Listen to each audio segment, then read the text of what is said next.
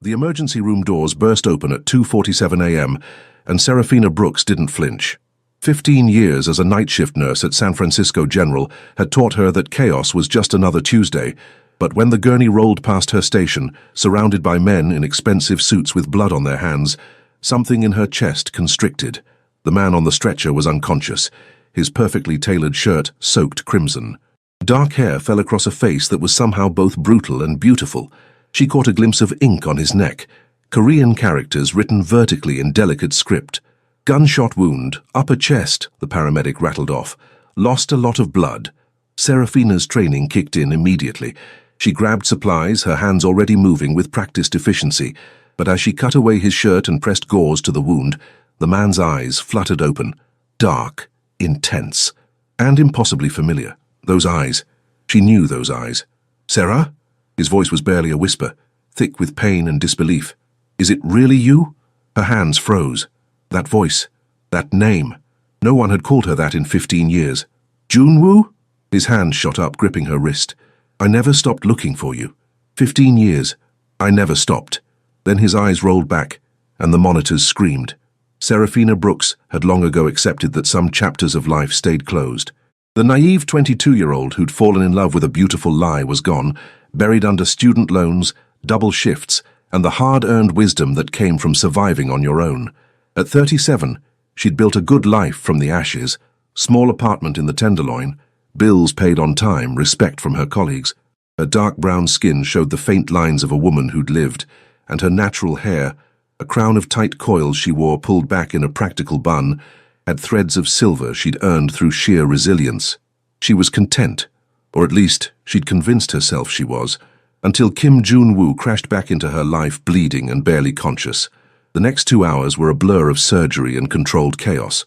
Serafina worked with mechanical precision, keeping the man who'd haunted her dreams from slipping away. When they finally wheeled him to recovery, Dr. Martinez pulled her aside. "Those men out there? They're not leaving. I need you to handle this." Dr. Martinez lowered his voice. "I know you don't scare easily, but be careful." Serafina found Junwoo's men in the waiting room, 4 of them, all wearing $1,000 suits and expressions that could freeze blood. The one who stood was tall, with sharp features and assessing eyes. "How is he?" His English was perfect. "Stable. The bullet missed major arteries, but he needs rest. We'll arrange a private room." "That's not how hospitals work." "Ms. Brooks." The man stepped closer. "We appreciate your care, but Mr. Kim requires specialized security. Mr. Kim requires medical attention." She refused to retreat. "If you want to help him, let us do our job." For a long moment, they stared at each other. Then the man's expression softened slightly. "He spoke your name in the ambulance. For 15 years I've wondered who Sarah was." Something in Serafina's chest cracked. That was a lifetime ago, perhaps. But he never forgot. The man extended his hand. "Park Ji-hoon. I'm an associate of Junwoo's. I need to check on him, alone." Ji-hoon studied her, then nodded. 5 minutes. The recovery room was dim, machines beeping steadily. Junwoo looked diminished by the hospital bed and IV lines, but even unconscious, there was something commanding about him. The sharp line of his jaw, the way his dark hair fell across his forehead, the ink on his neck that read Yongwon and Sarang in delicate vertical script. Eternal love. She'd been so stupid. "You have no right to come back like this," she whispered, checking his vitals with trembling hands. "No right to look at me like you've been searching. You left, Junwoo. You promised forever and you left." His hand twitched, eyes opening, unfocused but aware. "Sarah, you're still here. I'm your nurse. I'm doing my job." "You're angry." A ghost of a smile touched his lips. "You should be. You deserve nothing from me." But she was adjusting his pillow, her touch gentle despite her words. "I know, but I'm asking anyway." His eyes locked on hers. "Please, let me explain why you disappeared without a word. Why I waited 3 days thinking you were dead before accepting you'd just left." Her voice cracked. "There's no explanation that matters anymore." His hand shot out, fingers wrapping around her wrist. "I left to keep you alive." The machines beeped faster. Serafina forced herself to stay calm. "Let me go. They were going to kill you. My uncle, the organization. They saw you as weakness. The only way to keep you safe was to make them think you meant nothing. Well, congratulations, you were very convincing. Sarah, that's not my name anymore. Not to you." She pulled free. You need to rest, and when you're recovered, you need to leave my hospital and my life.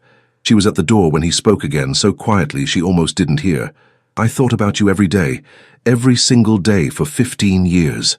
Serafina's hand tightened on the door handle. And did I find that normal life? I don't know, that's the hell of it. I don't know anything about you anymore. She turned, meeting his gaze. I'm 37 years old. I work 60-hour weeks. I live alone in a 5th-floor walk-up. I haven't been on a date in 3 years because every man I compare to a ghost, and they all come up short. That's the normal life I found. His eyes darkened with something that looked like pain and satisfaction mixed together. You didn't marry. Is that what you wanted? No, God help me, no. You don't get to be glad about anything in my life. But her traitorous heart was racing. I know, but I am anyway. He shifted, wincing. The men who shot me, they're connected to the same people who threatened you 15 years ago, and the first place I wanted to come, even dying, was anywhere you might be. The heart monitor spiked. Serafina moved to check his readings. Your heart rate is too high. Tell me to leave. His eyes tracked her every movement. Tell me you hate me, that you never want to see me again. Tell me and I'll disappear. The lie should have been easy. After 15 years, it should have been the easiest thing in the world. But when she opened her mouth, what came out was, I can't. Can't what? Tell you I hate you. She finally looked at him. I tried for 15 years, and I can't. The door burst open, and Ji-hoon strode in, expression urgent. We have a problem. The Han family knows he's here. Junwoo's demeanor changed instantly, from vulnerable to lethal. How many? Unknown, but they'll come tonight. No. Serafina stepped between them and the bed. He's not stable enough to move. If he stays, he dies anyway, Ji-hoon said flatly. Serafina looked at Junwoo, whose face had gone carefully blank. There's another way. Transfer him to the secure wing. Locked down, limited access, different name on records. Ji-hoon's eyes narrowed. Why would you help us? Because I took an oath to protect my patients, all of them, even idiotic criminals who get themselves shot. Junwoo's laugh was short, but genuine. She always did have a sharp tongue. I'll arrange it, Ji-hoon said. But Ms. Brooks, if you're lying, then you'll kill me. I get it. Serafina's voice was steady. But right now, I'm the only chance he has. Ji-hoon looked at Junwoo, who nodded. She won't betray us. She never has.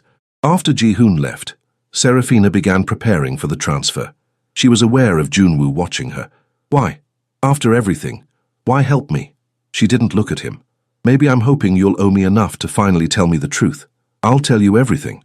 But Sarah, he waited until she met his eyes. The truth won't make this easier. Good, because easy is boring, and apparently, I have terrible taste in complicated. The transfer happened swiftly. By the time Junwoo was settled in the secure wing, dawn was breaking over San Francisco. Serafina's shift was over, but she couldn't bring herself to leave. She stood at the window, watching the city wake up. You should go home. Junwoo's voice was stronger now. I should do a lot of things. She didn't turn around. But apparently I'm making terrible decisions today. Sarah, my shift ends in 10 minutes, and then I'm coming back as your assigned nurse. And you're going to tell me everything. And then? And then I'll decide if saving your life was the biggest mistake I've ever made, or... She trailed off. Or if maybe some part of that stupid girl who loved you is still alive after all. The sun broke through the window. Junwoo extended his hand, palm up. Serafina looked at it for a long moment. 15 years of healing and building walls and convincing herself she was over him. She took his hand. And somewhere in San Francisco, word began to spread. The Black Queen was back. Serafina went home to her cramped apartment and stared at herself in the mirror, searching for signs of the girl who'd once believed in forever. She found only tired eyes and the wisdom of a woman who'd learned that forever was just another lie. Her phone buzzed. Unknown number. This is Ji-hoon. Mr. Kim has requested you specifically for his care. Your shift begins at 2 p.m. She should be angry at the casual display of power. Instead, she felt something dangerous unfurling in her chest. I'll be there. She tried to sleep. Failed. At noon, she gave up and made breakfast she barely tasted.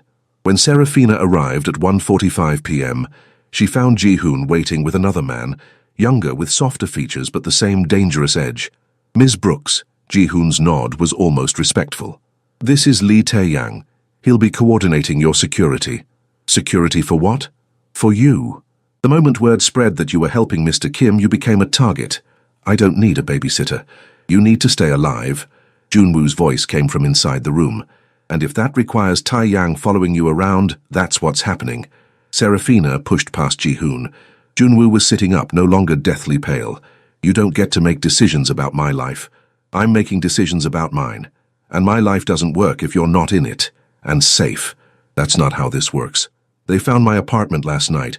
Went through everything, every photo I'd kept hidden, every piece of information about you that I'd spent 15 years collecting. The blood drained from her face. What information? Where you work, where you live, your daily routines. He paused. They know everything now, which means you're no longer just a ghost from my past. You're a target. Serafina sank into the chair. Who are they? The Han family. Rival organization trying to take over our territory for 2 decades. 15 years ago they threatened you to get to me. Now they know you're back, and they'll use you as leverage. So this is my life now, looking over my shoulder. No, this is your life until I end them, which I will. I didn't ask for your protection. I don't care. He leaned forward. 15 years ago, I walked away to keep you safe. I won't make that mistake again. What mistake? Leaving or caring? Leaving. His hand reached for hers. I should have fought for you then. Instead, I let you think I didn't love you, and I've hated myself for it every day since. You destroyed me. I know. I waited for you. 3 days, thinking maybe you'd been in an accident, and then your phone was disconnected and the landlord said you'd paid through the month and disappeared. I had to make it clean. If they thought you mattered, they'd have killed you. So you made me think I didn't matter at all. The words came out broken. Do you have any idea what that did to me? Junwoo's grip tightened. I watched you from a distance. The first year was the worst. Seeing you cry yourself to sleep, watching you barely eat, seeing you try to hold yourself together. His voice cracked. I wanted to come back so badly, but I couldn't. Not while my uncle was alive and the threat was real. Your uncle? The man who raised me after my parents died. The man who ran the organization before me. He ordered your death. Said you were making me weak, that I couldn't lead if I was distracted. And you listened to him? I pretended to. Broke your heart to save your life. And then I spent the next 10 years building my power until I was strong enough to challenge him. His eyes met hers. I killed him 3 years ago. The words should have shocked her. Instead, she heard herself ask, did it help? No, because you were still gone, and I didn't know if I'd ever find you again. I had power, money, control, everything he said I needed, and none of it mattered because I didn't have you. Serafina stood, needing distance. She walked to the window. I need time to process this. Take all the time you need, but take it with Tai Yang watching your back. Please, Sarah. She turned to find him standing, shouldn't be standing, just inches away. I loved you, he whispered. Love you. Never stopped. And I know I don't deserve a second chance, but I'm asking anyway. You should be in bed. You're going to reopen your stitches. Worth it. This moment is worth anything. The door opened, and Dr. Martinez walked in. Am I interrupting? Serafina stepped back. Mr. Kim was trying to get up against medical advice. Because my nurse won't let me protect her properly, Junwoo added. Dr. Martinez looked between them. Well, Mr. Kim, if you want to protect anyone, you need to heal first. Back in bed. With her help, he made his way back. When they were alone again, Junwoo caught her hand. Stay, please. Even if you hate me, just stay while I sleep. I've spent 15 years not knowing if you were safe. Let me have this. She should say no. Should protect what was left of her heart. Instead, she pulled a chair beside his bed. 1 hour. His smile was soft, vulnerable. 1 hour with you is more than I've had in 15 years. He fell asleep, holding her hand. Serafina watched him, memorizing the lines of his face. Her phone buzzed.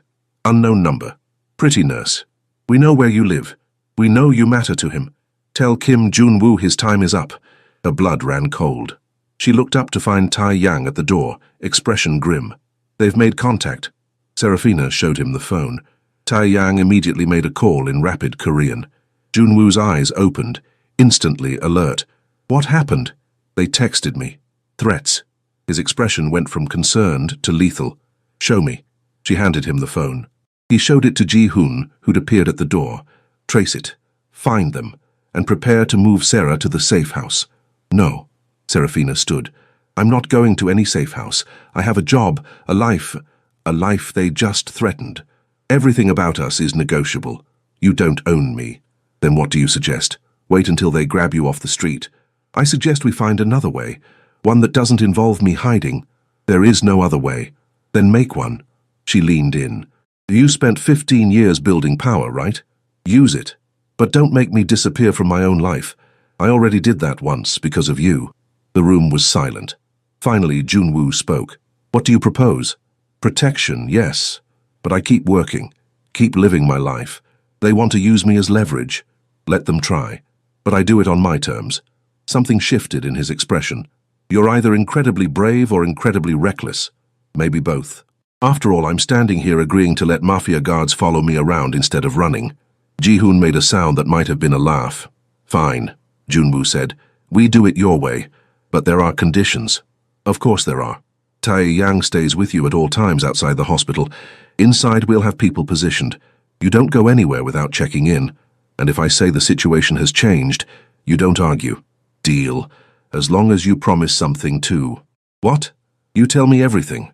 The whole truth about what happened 15 years ago. About your organization, about the Han family, about every dark corner you kept hidden. His hand engulfed hers. Everything. I promise. Then we have an agreement. They shook, and Serafina felt the weight of what she'd just committed to settling over her. At 10 p.m., she returned to check on him one last time. She found him awake, staring at the ceiling. Can't sleep? Thinking about how to keep you safe while respecting your independence, it's difficult. Welcome to modern relationships, where people are partners, not possessions. Is that what we are? Partners? The question hung in the air. Serafina set down her clipboard. I don't know what we are. We were everything once, then we were nothing. Now we're something undefined that probably shouldn't exist but does anyway. I'll take undefined over nothing. You'll take what I give you. And right now what I'm giving you is medical care and a chance to earn back my trust. Everything else, we'll see. He caught her hand. Sarah, thank you. For not running. Don't thank me yet. I might still come to my senses. You won't. How can you be so sure? Because I know you. The woman who became a trauma nurse doesn't run from difficulty. She faces it head-on, even when it scares her. Maybe especially when it scares me. 15 years ago, I ran because I had no choice. This time I'm choosing to stay. Nothing worth having ever is easy. She wanted to argue, but exhaustion was catching up. I'm going home. Tae-yang is waiting. He is. And Sarah, sleep well. Tomorrow, I start telling you everything. She nodded and left, finding Tae-yang waiting. The young man fell into step beside her. This is my life now. A shadow wherever I go, until the threat is eliminated. I'll be as unobtrusive as possible. When they reached her building, Tae-yang did a thorough sweep. Finding nothing, he positioned himself outside her door. I'll be here all night. Inside, she locked the door and leaned against it, finally allowing herself to feel the weight of the day. Her phone buzzed. Another unknown number. Sleep tight, pretty nurse. We'll be seeing you soon. Serafina's hands shook as she screenshot it and sent it to Ji-hoon. Within seconds, her phone rang. Pack a bag. Tae-yang will bring you to the safe house. No, they want me scared. I won't give them that. Ms. Brooks, tell Junwoo I'm staying put. If he has a problem with that, he can tell me himself tomorrow. She ended the call. 30 seconds later, her phone rang again. Junwoo. Sarah, please, be reasonable. I am being reasonable. Running teaches them I'm an easy target. Staying shows I'm not afraid. Even if you should be? Especially then. You said you wanted to prove you're not a coward anymore. This is my chance to prove the same thing. Silence. Finally, Tae-yang stays at your door, and I'm sending 2 more men to watch the building. Fine. And Sarah, if anything happens, anything at all, you call me immediately. I will. I mean it. I can't lose you again. I won't survive it. The vulnerability in his words cracked something in her chest. You won't lose me. Not to them. But maybe to your own good judgment. That's still up for debate. Get some rest, Junwoo. Tomorrow you owe me some answers. Tomorrow and every day after. Good night, Sarah. She ended the call and stood at the window for a long time, watching the city lights blur through tears she hadn't realized she was crying. 15 years of building walls. And now, in less than 48 hours, those walls were crumbling.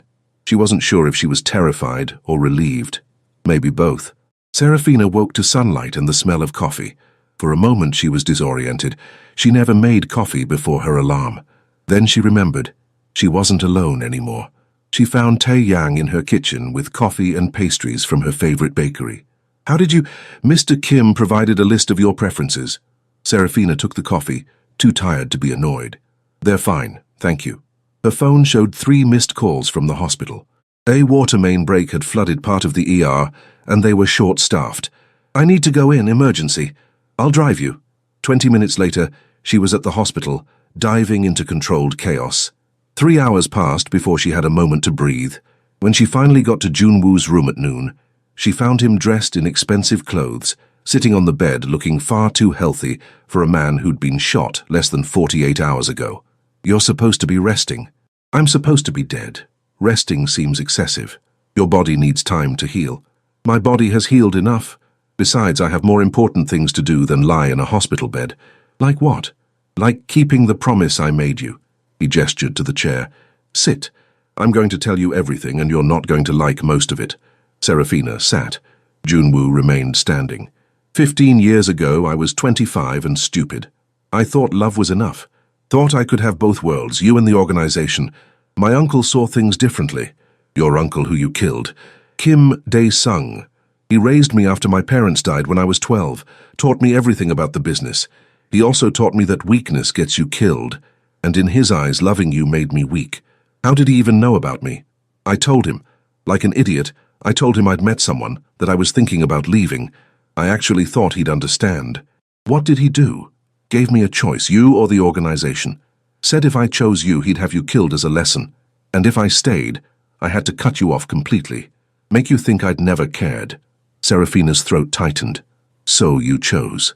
I chose your life over my happiness. Every time, Sarah, your life comes first.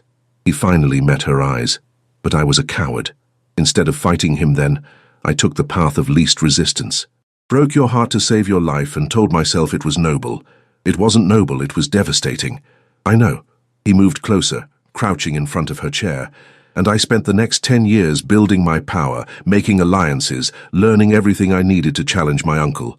When I finally moved against him, it wasn't clean or quick. It was brutal and necessary. You said you shot him. In the head, in front of the entire organization. Made it clear that anyone who had a problem with my leadership could follow him. Did anyone challenge you? 2 men. I killed them both. He searched her face. Does that frighten you? She should say yes, but looking into his eyes, she saw not a monster, but a man who'd done monstrous things for reasons she was starting to understand.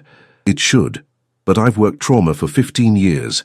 I've seen what violence does, and I've learned that the world isn't black and white. Everyone's just trying to survive. I'm not a good person. Maybe not by traditional standards, but you protected me. You suffered for years to keep me safe. That counts for something. It counts for nothing if I've just put you in danger again. His jaw clenched. The Han family knows about you now. They're going to use you as leverage. Then what do? I end them. But that takes time, and in the meantime, you're vulnerable. So we're back to the safe house discussion. No. We're back to giving you a choice. A real choice, not the one I made for you 15 years ago. Serafina stood. What choice? Stay or go. If you want to walk away, I'll arrange protection until the Han family is eliminated. You'll never see me again, but you'll be safe. Or you stay. You let me back into your life. But if you stay, you're choosing this world. All of it. The danger, the violence, the reality of who I am. That's not much of a choice. It's the only honest one I can give you. His hand came up slowly. When she didn't move away, he cupped her face. I want you to stay.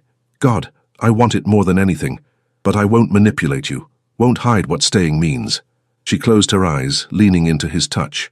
You're asking me to choose you knowing it might get me killed. I'm asking you to choose yourself. What you want, regardless of the cost. What do you want, Sarah? What did she want? Safety, stability, the quiet life she'd built.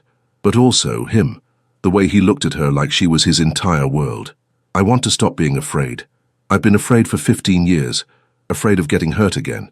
Afraid of trusting. Afraid of wanting too much. And I'm tired of it. That's not an answer. Yes, it is. I'm choosing to stay. To be terrified and stay anyway. Because the alternative is running. And I've been running from you in my heart for long enough. The emotion that crossed his face was devastating. Relief and joy and pain all mixed together. You're sure? No, but I'm doing it anyway. He pulled her in slowly. When she didn't resist, his arms wrapped around her, and Serafina found herself pressed against his chest, feeling his heartbeat thundering beneath her cheek. "I'll keep you safe, whatever it takes. Don't make promises you can't keep." "I'm not. Keeping you safe isn't a promise, Sarah. It's a fact. I would burn down all of San Francisco if that's what it took." The possessive intensity should have been frightening. Instead, it made something in her chest unfurl. That's excessive. That's love. At least, the way I love. Excessive, possessive, and probably unhealthy. Probably, definitely. And yet you're staying. And yet I'm staying. She stepped back. "But I have conditions." "Of course you do. Honesty. Complete honesty from now on. No more secrets, no more decisions made for my own good without consulting me. We're partners or we're nothing. Partners. I can do that. And I keep working. Keep living my life as normally as possible. Your protection, yes, but not your control. That's going to be difficult. Most worthwhile things are." He laughed. "Using my own words against me. I've missed that sharp tongue. Get used to it. I'm not the naive girl you left behind. I'm a woman who survived trauma, tragedy, and heartbreak. I'm not easy to manage." "Good. Easy was never interesting. You, Sarah, have always been the most interesting thing in my life." The door opened, and Ji-hoon walked in. "Sorry to interrupt, but we have a situation." The softness in Jun-woo's expression vanished. "What situation?" "The Han family made a move, hit one of our warehouses, took out 3 of our men. They left a message. 'Give us the Black Queen or we take her.'" Serafina's blood ran cold. "Black Queen? It's what they're calling you. They see you as my weakness, my queen that can be captured to win the game. That's both offensive and weirdly flattering. It's a death threat." Ji-hoon's voice was hard. "Neither is happening." Jun-woo's voice was absolute. "Double security on all operations and prepare for war." "War?" Serafina's voice came out smaller than she'd like. "They've made their intentions clear. The only response is complete elimination." He turned to her. "This is what I meant about choosing this world. It's not metaphorical, it's literal warfare. How many people are going to die? As few as possible. But the Han family has made their choice, and I've made mine." His smile was cold. "They want to use you as leverage? They're going to learn that threatening you was the last mistake they'll ever make." Ji-hoon cleared his throat. "There's more. They've identified Ms. Brooks's best friend, Jasmine Williams. They sent her flowers with a note. 'Tell the Black Queen we're coming.'" Serafina's heart stopped. "Jasmine? They're threatening Jasmine. We've had someone watching Ms. Williams since yesterday. She's safe, but she deserves to know what's happening. She deserves not to be dragged into this at all, with me, except that she's important to you, and that's enough to make her a target." The weight of it crashed over Serafina. This wasn't just about her anymore. "I need to see her, need to explain. That's not safe. I don't care. I'm not going to let my best friend be terrified because men with guns are suddenly watching her every move." Jun-woo studied her, then nodded. "Fine, but we do it my way. Controlled environment, multiple exits, full security. Where? My house. Neutral territory. Security I control, and comfortable enough for a difficult conversation." He looked at Ji-hoon. "Arrange transport for Ms. Williams. Make it clear we're not threatening her, we're offering protection and answers." 2 hours later, Serafina found herself in a car with Tai Yang, heading toward Pacific Heights. The house turned out to be a mansion. "You live here. It's home. Security is tight, but try not to feel like you're in a prison." The house was stunning. Modern architecture with floor-to-ceiling windows overlooking the bay, expensive art, and enough space to house several families. Jun-woo met her at the door, dressed in dark slacks and a black shirt with the sleeves rolled up, the tattoo on his neck visible. He looked every inch the dangerous criminal he was. He also looked devastatingly handsome. "Welcome home," he said. "This isn't my home. Not yet, but it could be." Before she could respond, another car pulled up. Jasmine emerged, looking confused and frightened. "Sarah!" Jasmine's eyes widened. "What the hell is going on?" "That is a very long story." They settled in what Jun-woo called the informal living room. Jasmine sat across from them, her eyes moving between Serafina and Jun-woo with growing concern. "Start talking," Jasmine demanded. Serafina took a deep breath. 15 years ago, I was in love with someone. He disappeared, I thought it was over, and I spent the last decade and a half trying to move on. That someone was him, and he didn't just disappear. He left to keep me safe from the criminal organization he's part of. Jasmine's eyes went wide. "Criminal organization? You're joking." "I wish I was. Let me get this straight. Your ex, who you've been mourning for 15 years, is a criminal? And now he's back, and suddenly I have scary men following me? Yes. Jasmine looked at Junwoo. And you? What do you have to say? That your friend saved my life 2 days ago, and because she did, because she matters to me, a rival organization has decided she's a weakness they can exploit, which makes you, as her closest friend, a target. His voice was matter-of-fact. The men following you aren't a threat, they're protection. This is insane. Yes, but it's also reality, and I'm offering you a choice.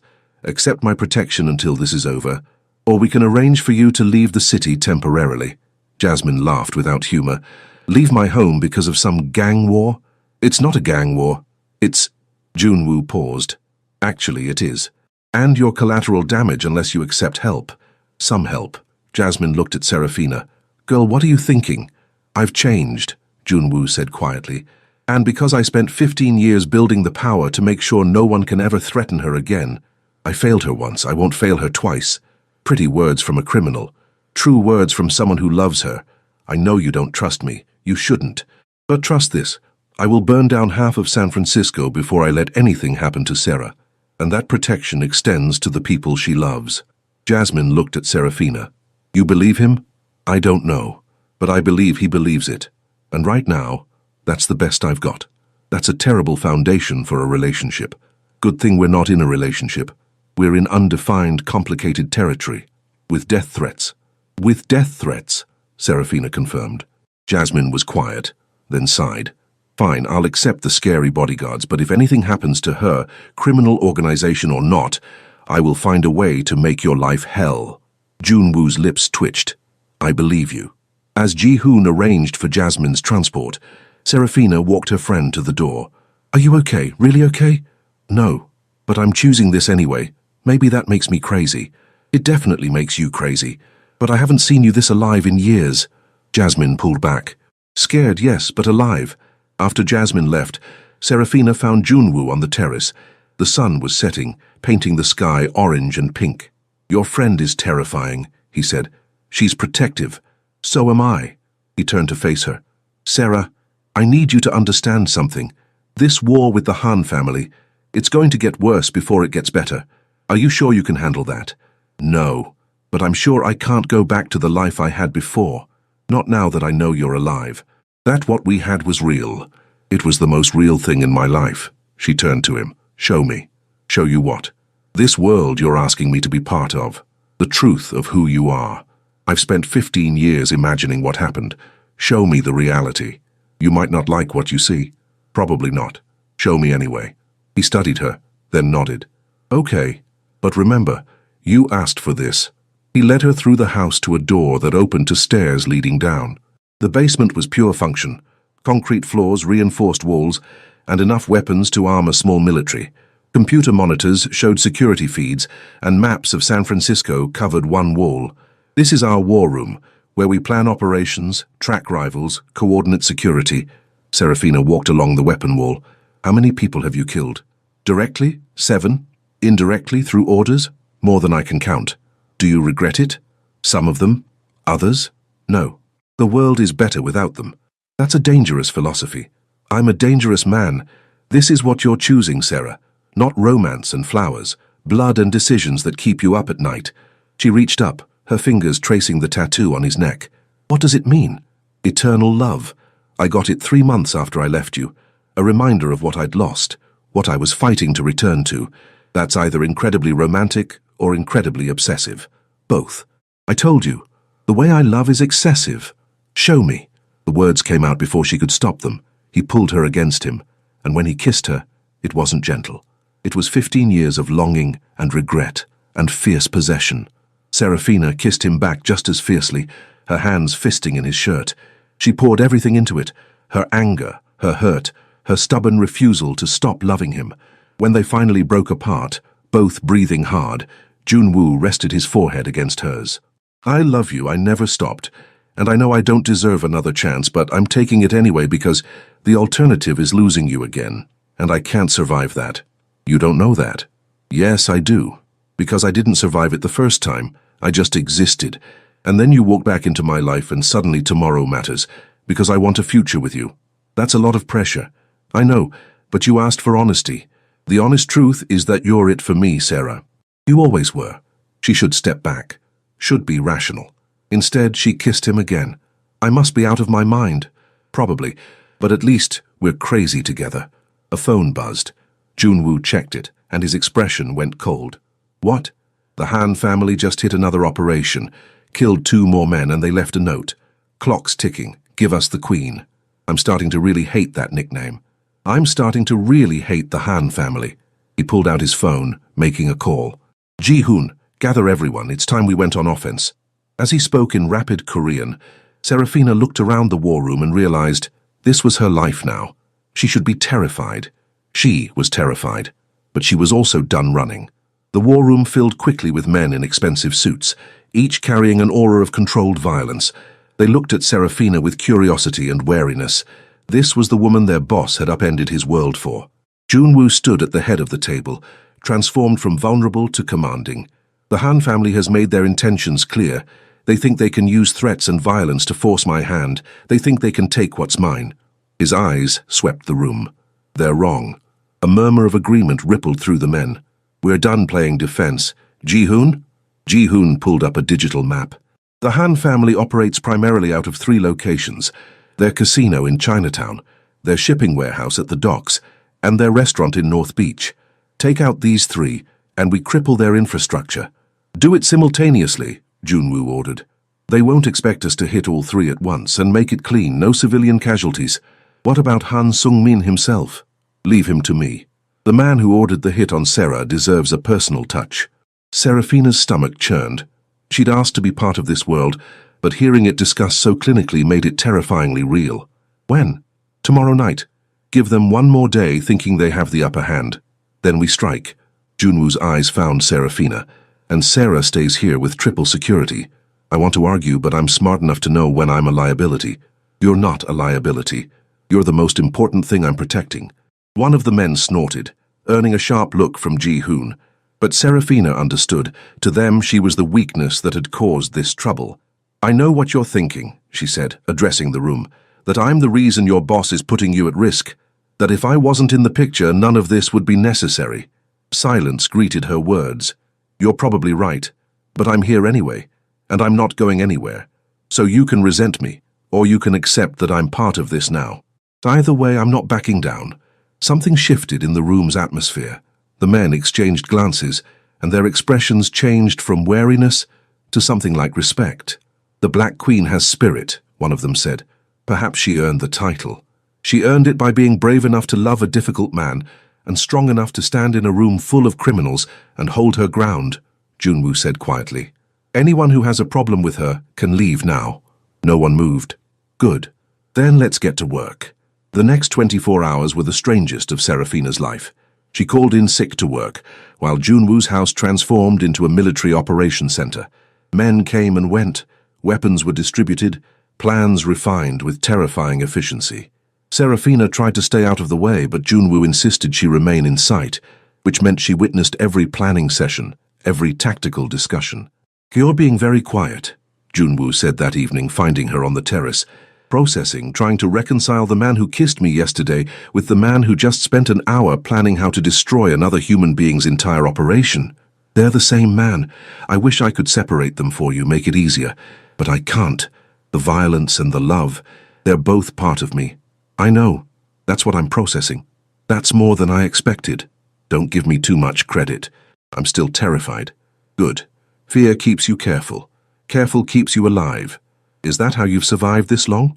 That and a healthy paranoia. And now, a desperate need to stay alive so I don't leave you alone again. Before she could respond, Ji-hoon appeared. It's time. Junwoo's entire demeanor changed. He turned to Serafina, cupping her face. I'll be back before dawn. Stay inside. Stay with Taeyang. If anything happens, there's a panic room on the 2nd floor behind the painting of the mountains. Nothing's going to happen. Probably not. But if it does, I know. Be careful. Always. He kissed her forehead, then her lips, quick and fierce. I love you. The words caught. You don't have to say it back. Not until you're ready. I've waited 15 years. I can wait longer. Then he was gone, taking half the men with him. Serafina found herself in the war room, watching the security monitors. Taiyang stood nearby, silent but alert. Does it ever get easier? Watching them leave for whatever they're doing? No, but you learn to trust they'll come back. And when they don't, then you honor their memory and continue the fight. He glanced at her. But Mr. Kim, he survived worse than this. He'll come back. He has too much to lose now. The minutes crawled by. Serafina tried to distract herself, but her mind kept returning to Junwoo and whatever violence he was currently enacting. At 11:47 p.m., one of the monitors showed movement at the perimeter. Taiyang's posture went rigid. That's not our people. Serafina's heart jumped. What? Stay here. Taiyang was already moving, speaking rapidly in Korean into his radio. But before he could reach the door, it burst open. 3 men poured in. Serafina recognized the lead one from photos. Han Sung-min himself. The Black Queen, finally. Taeyang moved between them, weapon drawn. You shouldn't be here. And yet I am. Kim thought he could attack my operations while leaving his queen undefended. Foolish. He didn't leave me undefended. 1 guard, against 3 of my best men. Han laughed. What happened next was chaos. Taiyang moved with lethal grace, taking down 1 man immediately, but the other 2 were on him instantly. Han moved toward Serafina, pulling a weapon. Kim loves you? Good. Then you're my leverage. Something in Serafina snapped. 15 years of being afraid, it all crystallized into rage. She grabbed the nearest object, a metal statue from the side table, and swung it at Han's head with every ounce of strength she possessed. The impact was sickening. Han stumbled, his grip loosening. Serafina ran for the weapons wall. Her hands closed around a handgun. She'd taken a firearm safety course years ago. She turned to find Han recovering, murder in his eyes. You'll regret that. Probably. She raised the weapon, her hand steady despite her racing heart. But not as much as you're going to regret breaking into this house. You won't shoot. You're betting your life on that assumption. They stared at each other. Behind Han, Taiyang was still fighting, blood on his face, but standing. The sound of vehicles screeching to a halt outside broke the standoff. Car doors slammed. Voices shouted in Korean. Han's expression shifted from confident to concerned. The door burst open, and Junwoo stormed in, weapon drawn, Ji-hoon and 6 others behind him. His eyes swept the room, Taeyang bleeding but alive. Han cornered, Serafina holding a gun with shaking hands. Sarah, put the gun down. He tried to take me. I know, and I'm going to handle it, but I need you to put the gun down. Please. She lowered the weapon, and Junwoo gently took it from her hands. Then he turned to Han, and the transformation was terrifying. You came into my home, attacked my people. Put your hands on her. Junwoo's fist connected with Han's jaw, sending him sprawling. Take him, Junwoo ordered his men. Alive, for now. As they dragged Han away, Junwoo turned to Serafina. She was shaking, adrenaline crashing through her system. I'm sorry. I couldn't get to the panic room and he was coming for me and He pulled her into his arms, holding her so tightly she could barely breathe. You were magnificent, terrifying and magnificent. But please, God, never scare me like that again. He broke in. How did he break in? Inside help. Someone in the organization betrayed me. They'll be dealt with. But right now, all that matters is you're safe. Taeyang, we'll be fine. Medics are already on the way. He pulled back, studying her face. You hit Han Sung-min with a statue. I did. You drew a weapon on the head of the Han family. I did. You stood your ground instead of running. I did. I told you I'm done running. His laugh was short but genuine. The Han family is going to regret threatening you. Is that a compliment? It's a fact. You're not the naive girl I left 15 years ago. You're a warrior. I'm a nurse who got very lucky with a metal statue. You're my queen. And tomorrow all of San Francisco is going to know what happens when someone threatens you. The rest of the night was a blur. Medics treated Taiyang's injuries. The traitor within the organization was identified, and Serafina didn't ask what happened to him. By dawn, the house was secure again. The Han family's operations had been successfully disrupted, and their leader was being held awaiting whatever justice Junwoo deemed appropriate. Serafina found herself back on the terrace as the sun rose, exhausted and wired simultaneously. Junwoo joined her, 2 cups of coffee in hand. Couldn't sleep. Can't turn my brain off. She accepted the coffee. I keep replaying it. But I did. And he is. And you're safe. That's what matters. Is it over? The war? Not yet. But it will be soon. He was quiet. Sarah, what you did tonight, standing your ground, fighting back, it changed something. My men saw you not as a weakness to protect, but as someone who belongs in this world. I'm not sure that's a compliment. It is. In this life, respect is earned through strength. You earned theirs tonight. She set down her coffee, turning to face him. What happens now to Han? What do you think should happen? The question surprised her. You're asking me. You're the one he tried to take. You have a say. What do you want? Serafina thought about it. The nurse in her wanted to say mercy, but the woman who'd been threatened, who'd watched men try to hurt people she cared about. I want him to never threaten anyone again. I want him to pay for what he did, but I don't want to be the one who orders his death. That's not who I am. Fair, then let me be who I am. He threatened you, tried to take you. In my world, there's only one response to that. Death. Justice. For you, for my men he killed, for everyone he's harmed. This isn't revenge, it's necessity. She wanted to argue, but looking into his eyes she saw the truth. In this world, there was no other way. Okay, but I don't want to know the details. You won't be. This is my burden to carry. You've been brave enough. They stood together as the sun rose higher. A new day, a new chapter. Serafina had chosen this, chosen him, chosen a life that was dangerous and complicated, and nothing like the safe existence she'd built. And somehow, despite everything, it felt right. I love you. The words slipped out. Junwoo went very still. Say it again. I love you. I'm terrified, and I'm probably making a terrible decision, and I definitely need therapy after all this. But I love you, I never stopped. His kiss was devastating. When they finally broke apart, he rested his forehead against hers. I'm going to spend the rest of my life making sure you never regret saying that. That's a big promise. I'm good at keeping promises. When they matter, and you, Sarah, you're all that matters. She kissed him again, pouring 15 years of longing into it. When they pulled apart, the sun was fully up. What now? Now we finish this war. We eliminate the threat. And then we figure out what forever looks like, together this time. Forever is a long time. Not long enough. I had 15 years without you. Forever barely makes up for it. That's excessive. That's love. He kissed her again. Get used to it, she laughed. I'm going to try. They stood together, watching the city wake up. Two people who'd been broken and lost, finding their way back to each other. It wasn't a fairy tale, but it was theirs, and that was enough. 3 weeks later, Serafina stood in Junwoo's mansion. She still couldn't quite call it home, examining the fading bruises on her arm, physical reminders of the night that had changed everything. The Han family was gone. Not just defeated, eliminated. Junwoo had been thorough. Han Sung-min himself had disappeared, and Serafina hadn't asked for details.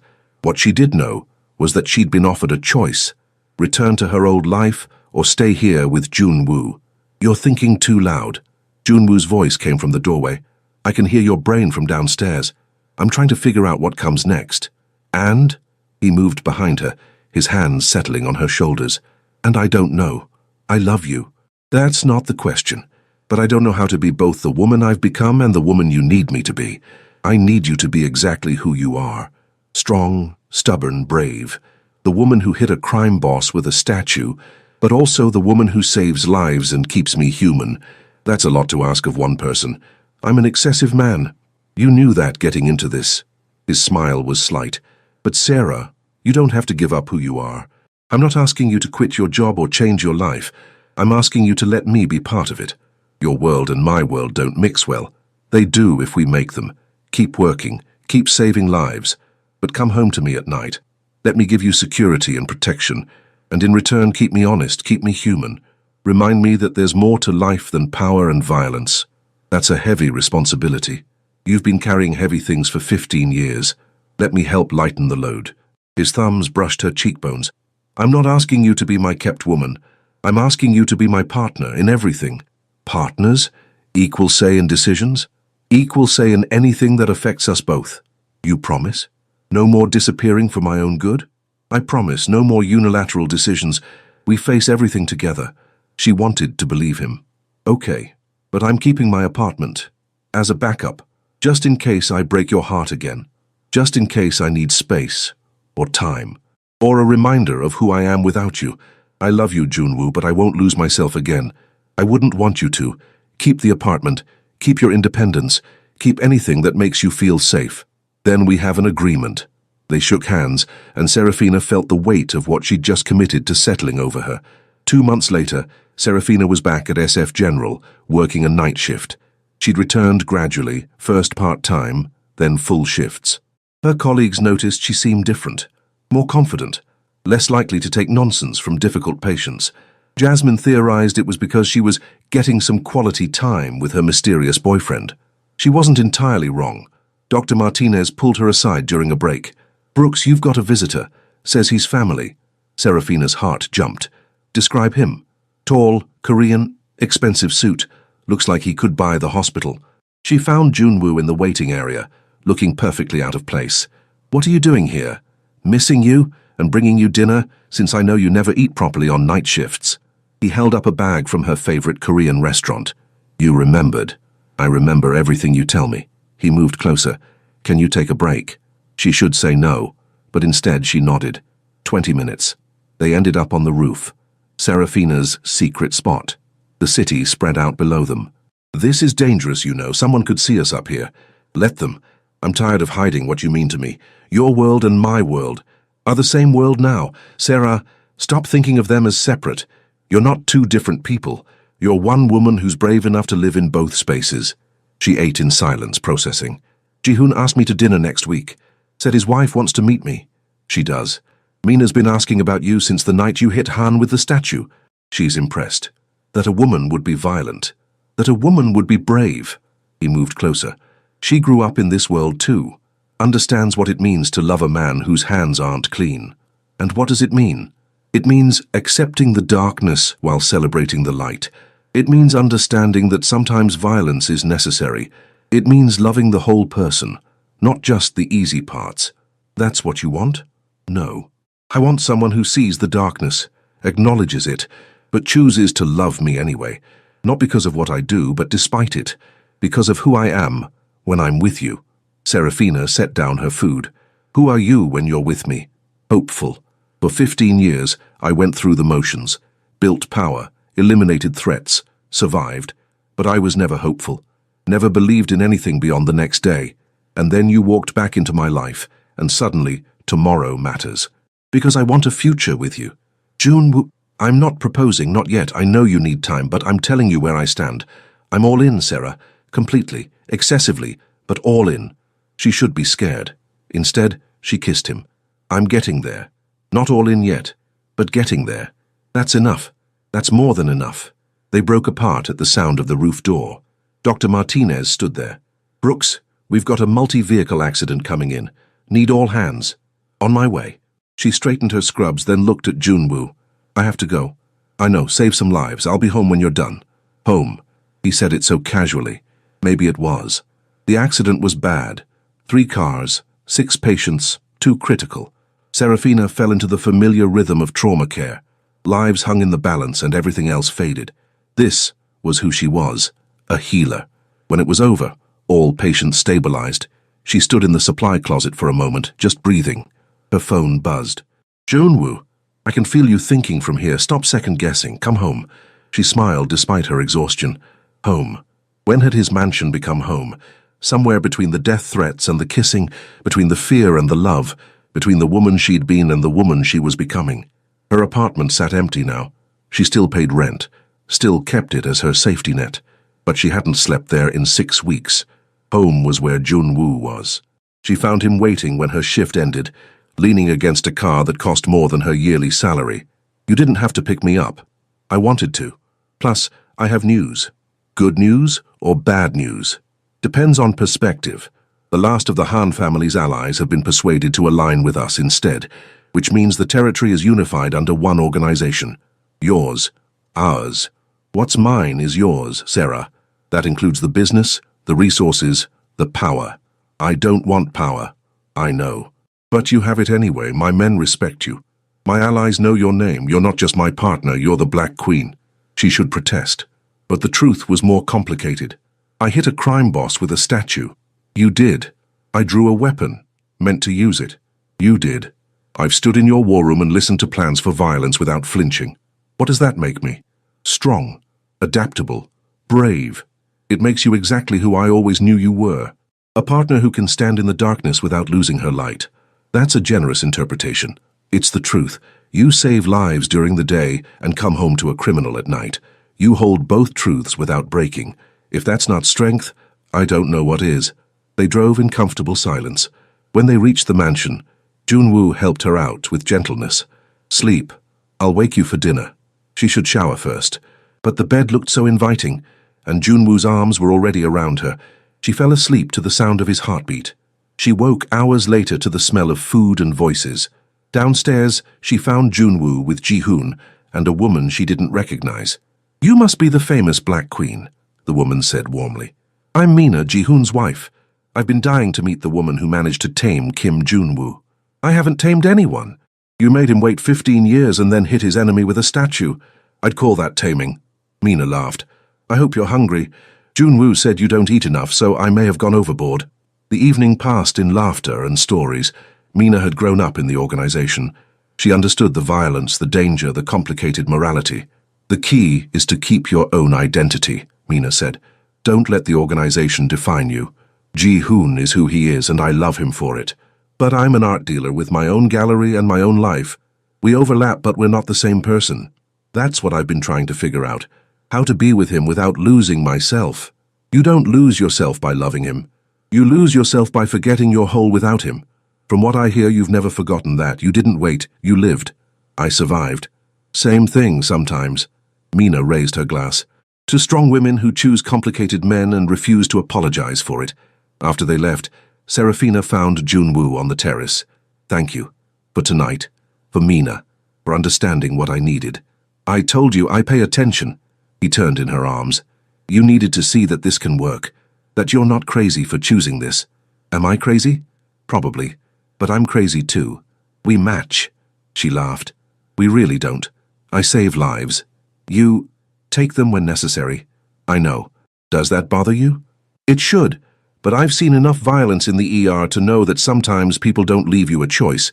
You either fight back or you die. You've chosen to fight. That's survival. And I understand survival." He kissed her then, slow and deep. When they broke apart, he rested his forehead against hers. "Move in with me, officially. Not as a temporary thing. Move in, and let's build a life together. I still have my apartment. Keep it. I don't care. But make this your home. Make me your home. I know I'm asking a lot, but I'm asking anyway. Choose me, choose us." She should think about it. Instead, she heard herself say, "Okay, okay, okay. I'll move in officially. Build a life with you. But you have to promise me something. Anything. No more secrets. No more disappearing for my own good. We're partners, which means we face everything together. Partners. In everything. Even when it's hard. Especially then. I'm not leaving again, Sarah, not ever. You're stuck with me and my excessive love and my criminal empire. That's a lot of baggage. You're worth it. You've always been worth it. Worth waiting for. Worth fighting for. Worth building a life around. That's excessive. That's love. Get used to it." She laughed against his lips. "I'm trying. Try harder, because I'm planning to spend the next 50 years being excessive about you." 50 years? At least. I lost 15 years. I'm not wasting another minute. They stood together watching the sunset, two people who'd been broken and lost finding their way back to each other. It wasn't a fairy tale. It was better. It was real. And it was theirs. 1 year later, Serafina stood in the master bedroom adjusting the simple gold necklace Junwoo had given her. The pendant was a delicate Korean character, the same one tattooed on his neck, Yongwonhan Sarang, eternal love. Through the window, she could see San Francisco Bay sparkling. A year ago, she'd been terrified of this view, this house, this man. Now, it was home. Her phone buzzed. "Jasmine, dinner still on for tonight? Marcus wants to meet the infamous crime lord boyfriend properly. 7 p.m. Tell Marcus Junwoo promises not to threaten him this time. That was one time." Serafina laughed. Excessive was Junwoo's default. She found him in his office, reviewing documents. "Jasmine and Marcus are coming for dinner. I'll behave, probably, definitely." She perched on his desk. "Marcus is a literature professor, not a threat. He looked at you like you were a poem he wanted to analyze. That's literally his job." She leaned forward, kissing him. "And I'm not a poem. I'm a woman who's chosen her excessively possessive boyfriend and is asking him nicely to play nice. When you put it that way, his hands settled on her waist. Fine, I'll be charming. You're never charming. Intimidating, yes, but charming. I charmed you. You wore me down through sheer stubbornness and inconvenient love. But she was smiling. He pulled her onto his lap and she went willingly. This had become their language, touch and closeness. I have something for you. It's not my birthday. It's Tuesday, that's reason enough. He reached into his drawer, pulling out a small box. Serafina's heart jumped. Junwoo, it's not a ring, not yet. He opened it to reveal a key, ornate, clearly old, distinctly Korean.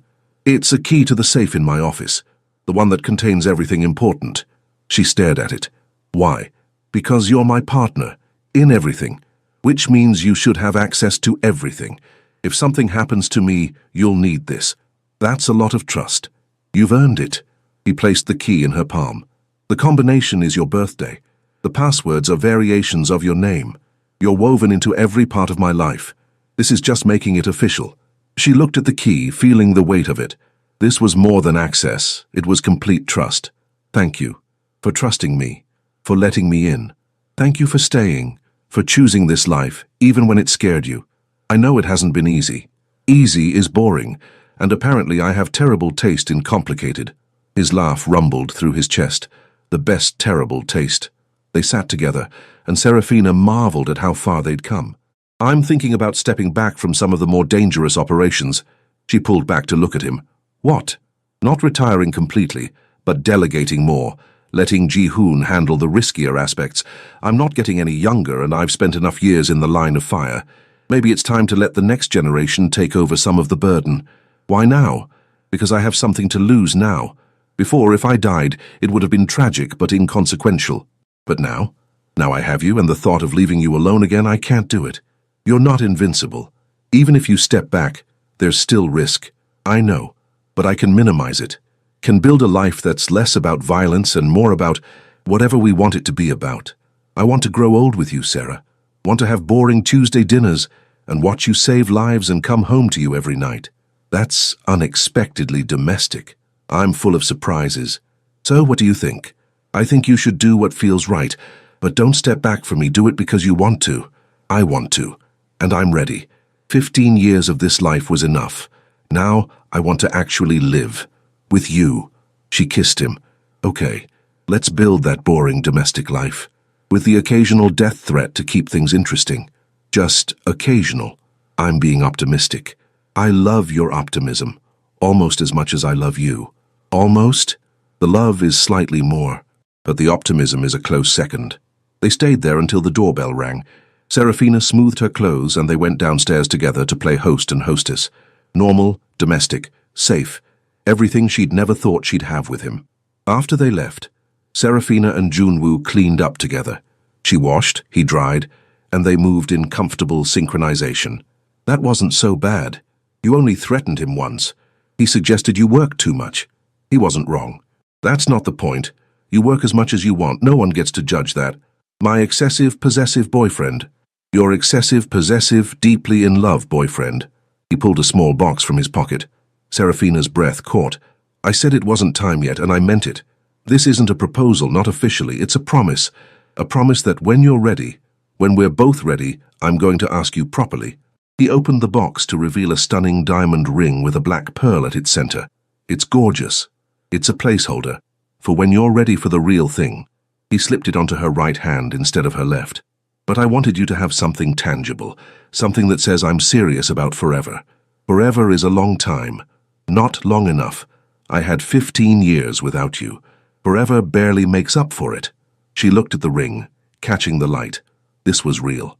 This life they were building, this love that had survived separation and pain, it was real and it was hers.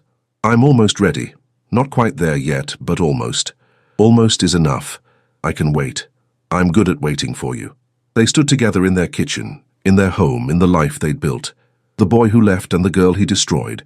The man who returned and the woman who chose to stay. The criminal and the nurse. The darkness and the light. Together finding balance in the impossible. I love you, she said. I love you too, excessively, possessively, eternally. Eternal love, she translated, touching his neck tattoo. Eternal love. That's what this is. What we are. What we've always been, even when we were apart. She kissed him again, and in that moment, everything was exactly as it should be. Complicated, messy, perfect. Theirs. And it was enough. More than enough. It was everything.